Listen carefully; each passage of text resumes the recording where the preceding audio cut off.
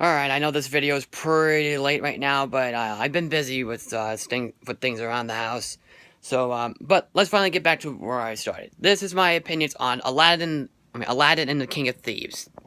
Well, it's the third and final Aladdin movie, and technically the basic final episode of the Aladdin cartoon series. Now, this is the film that a lot of people will say that this one comes close to actually being really damn good.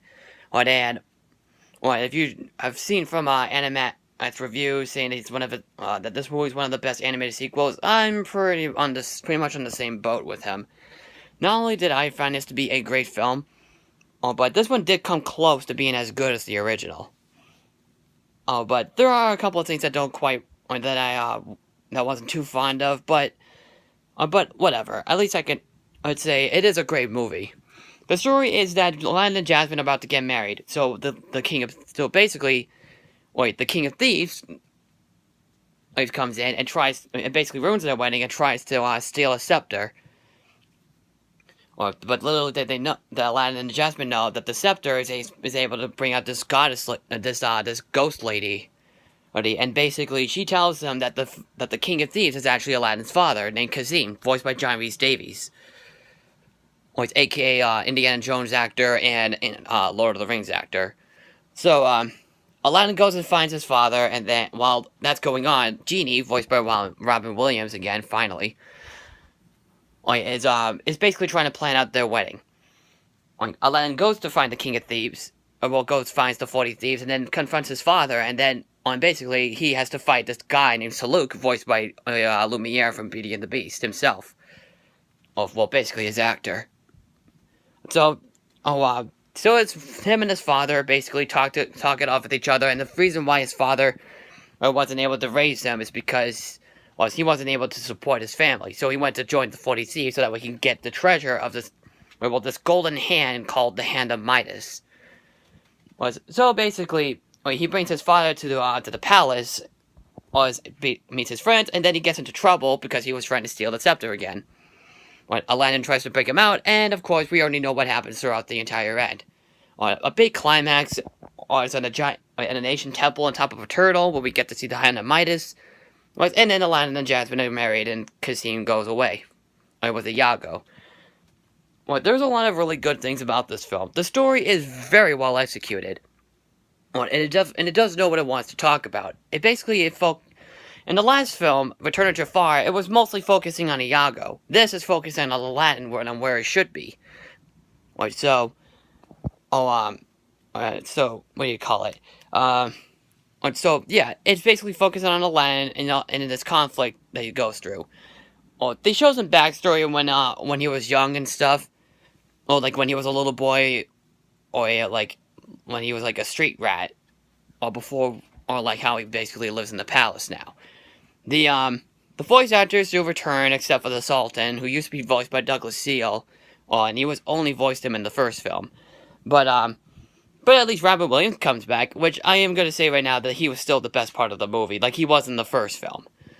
He was really hilarious, he had a lot of great jokes, a lot of great punchlines, and even the animation is very well done. That's what I gotta also say about the animation. It kind of looks like it's actually like an actual theatrical film than just a regular direct-to-DVD film.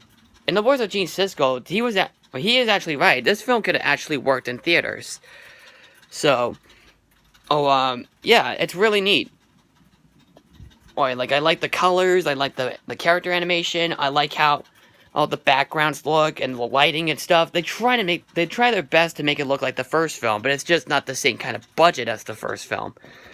But it is very well done. The songs are really good as well. I love that freaking villain song.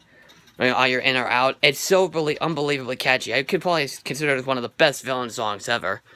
The first song is great. I like the song that I like that duet song that Aladdin and Jasmine sing. I love that Welcome to the 40 Thieves.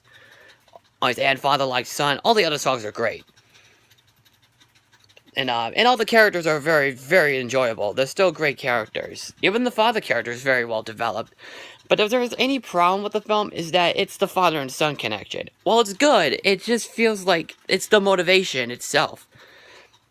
Of, how his like how Cassim wants to get the hand of Midas, so that way he can be able to raise his family, but he never goes back. So it kind of doesn't make any sense whatsoever. And basically, all throughout the film, Aladdin basically gives up the wedding at first to go help his father and find the treasure and stuff.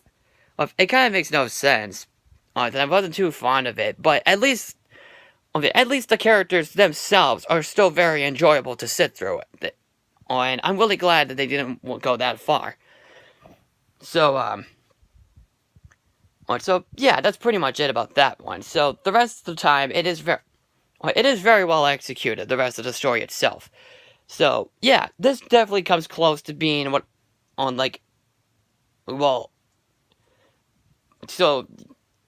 yeah, well, that's basically my point.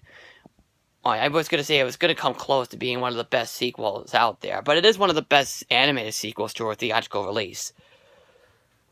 So it's way better than Return of Jafar. So as a final Aladdin movie, it's definitely worth a watch. If you haven't seen it yet, find it on Blu-ray or your DVD, or find it wherever, and you'll definitely just check it out for yourselves.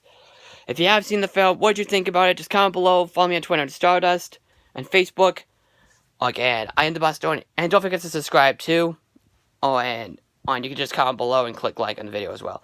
So I'm the Bostonian Critic, and I will see you in the next video.